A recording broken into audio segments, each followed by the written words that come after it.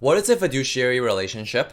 How can you pick the right fiduciary to be the captain of your boat in your journey towards financial freedom? Ideally, you should be managing your investments yourself because no one cares more about your finances than you do. But if you must get someone else to manage your money, you better make sure he is a fiduciary and not just a typical wealth advisor or broker. Additionally, you must pick a good one so that you're not sailing in the boat with holes in it. You wouldn't take a boat like that to sail across the Atlantic, would you? So first, what is a fiduciary relationship? A fiduciary relationship is like the relationship between you and your mom. Ultimately, she looks out for your best interests ahead of her own, right? In a fiduciary relationship, the fiduciary is legally required to do things in your best interests and put your needs ahead of their own. Furthermore, he must avoid any potential conflict of interest. On the other hand, the typical broker is more like a salesperson and does not have a fiduciary relationship with you. If you ask him for advice on something, what do you think he will sell you? Tell you.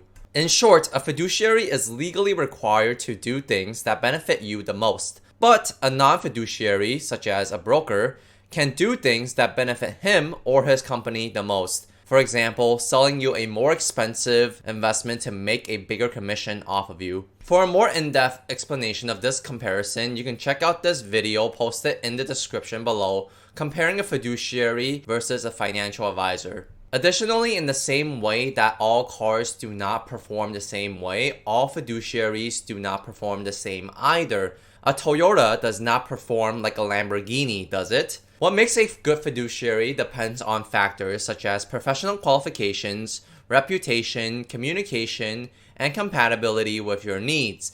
Above all, he must eliminate all conflict of interest or you will be hurt in the long term. There are 5 key criteria for finding a fiduciary and establishing a reliable fiduciary relationship with him. Firstly, the advisor must be registered with the state or Securities and Exchange Commission (SEC) as a registered investment advisor (RIA).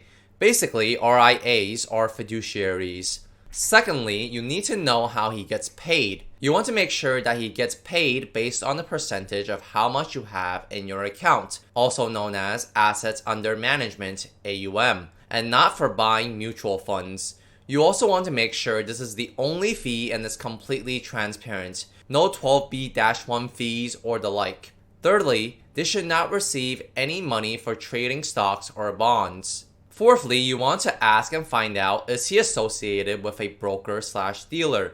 You do not want him to sell products and get investment commission on top. Finally, do not directly give him your money to invest. Instead, you should put your money with a third-party custodian, for example, Charles Schwab or TD Ameritrade.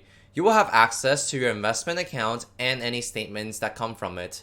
It's important to ask questions to weed out people with conflict of interest. If you pick somebody who has a conflict of interest, it will eventually show up in one way or another, regardless of how good you think they are. To find a fiduciary, you can look on napfa.org or the Securities and Exchange Commission database. However, there are some things you must keep in mind. People on these lists are not equally skilled. Additionally, smaller firms may not have as much resources as the bigger firms.